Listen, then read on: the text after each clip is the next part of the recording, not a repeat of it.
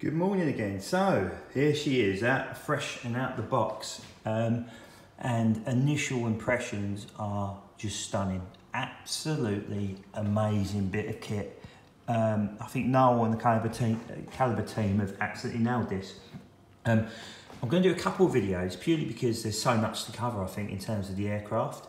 There's so many options that come with it. One thing that I really like that comes with it is this. A nice little remove before flight bag. And inside said bag, we can open it up. There were two things. There was the display and the optional positions on the Calibre stands. I don't know if you can see that, guys. You can do different sort of the way the aircraft is displayed in terms of its pivoting and whatnot. You've got variable options on there. Unfortunately, we don't have the stand with the production model. But it's just something for you guys to have a look at. It's unusual, it's very different to a Corgi stand or a Hobby Master stand, which is literally just one position. You can move this around and literally display it the way you want to, providing of course your screws are nice and tightly in there. So nothing on the back, just nearly a playtex. So inside, that was inside the remove before flight bag. First thing you see is a picture of the box. However, if you're an idiot like me, and this, I believe, other businesses and companies can take note of. Voila. A talk through pictorial guide of how to set your aircraft up. And what's amazing with Calibre wings as well is that they come with these two little tools.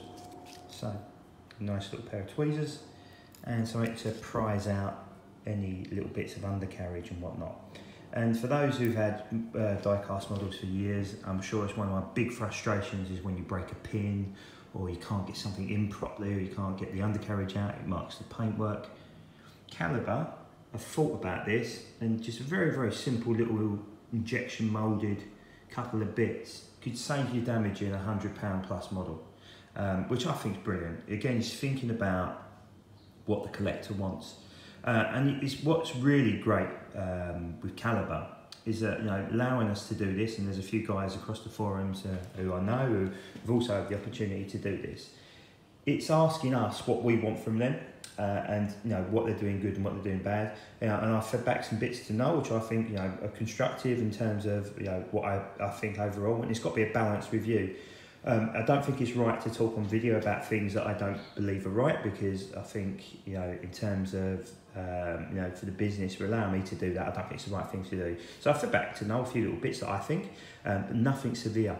The great thing with this is, let's talk about the second phase here. I don't know if you can see this. This is basically, you can actually have your aircraft in a static condition. So if you look here, see the air intakes.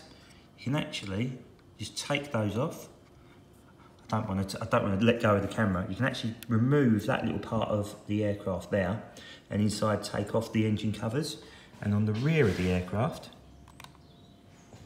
this is where I need to get a camera stand. You can actually, if you see the engine covers, they're like a rubbery sort of flexy colour. And just literally just pull them out. How fantastic is that? Now that is detail. That is absolute detail and quality of the model. It's nice to get a little rear view of it as well. The great thing as well with Calibre, I'm going to do a pictorial review of that, set it up. I've been taking pictures as I go along. I mean, if you look there are 4 or 5 different options. Sorry, 5 different options to display your aircraft. So shut down, open one, open left, shut, and open right shut, left shut, and they're all in the box. So all separate bits of kit. So I've just gone for a pure open look on this one. So literally just got into the aircraft on the ground. It's fantastic, absolutely brilliant. And thinking about the modeler and how you want to display. I mean, like I said, we did the Instagram poll the other week in terms of how you display your models, and naturally, all you right people went with wheels down. None of that putting them on stands nonsense.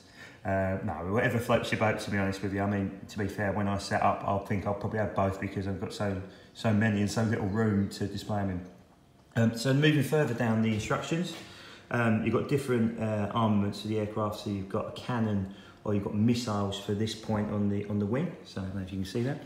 And the way it's designed, so if you then pull your wings back, so this obviously has retractable wings like the Tornado. As you see, it's pointing outwards. You can literally just pivot it and turn it around. I'm not going to do it with one hand in case I break it or damage it, because I'm all fingers and thumbs.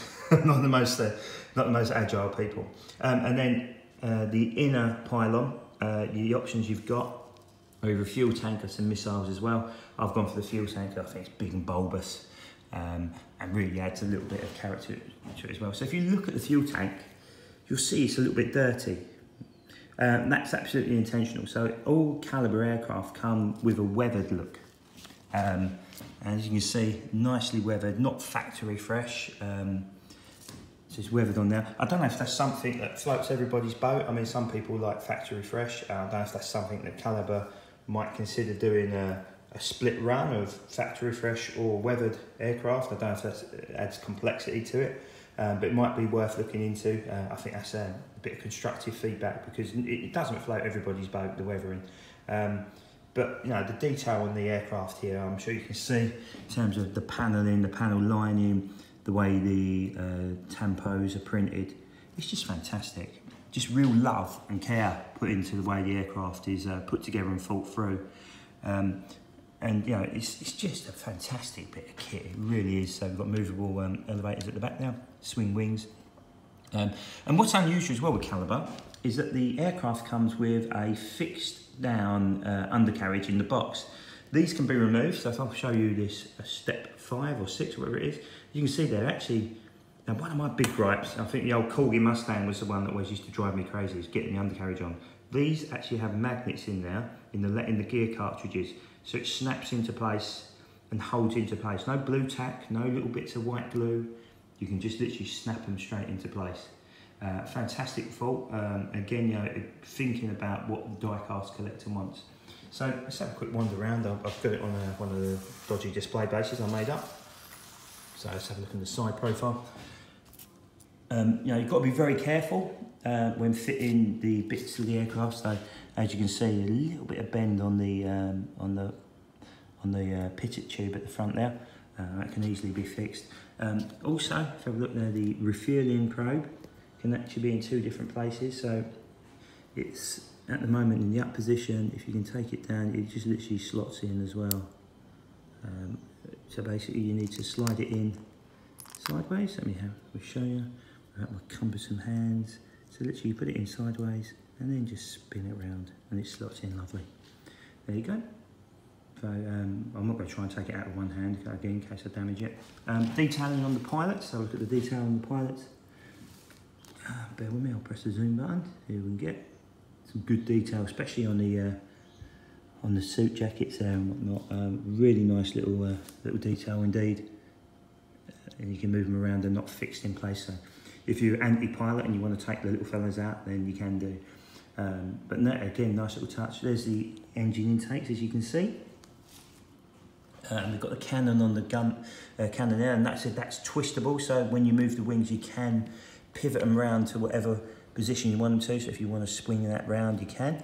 Again, I'm not going to touch it in case I damage it with one hand and not the correct way of doing it. And of course, you've got the engine covers, the afterburner covers as well at the back there. So what I'll do, because it's such a big aircraft and there's so many options, I'll do a second video this afternoon with the gear up. I'll have the canopy down and I'll give you a little bit of a profile of what it looks like with the gear up, and I'll change the ordnance on it as well so you can get a full look at it. But at first feelings, I'm sure you probably all agree with me, is that I think the aircraft looks fantastic. I think I've done a great job of it. We'd love to see the future ones, especially the more up-to-date camos.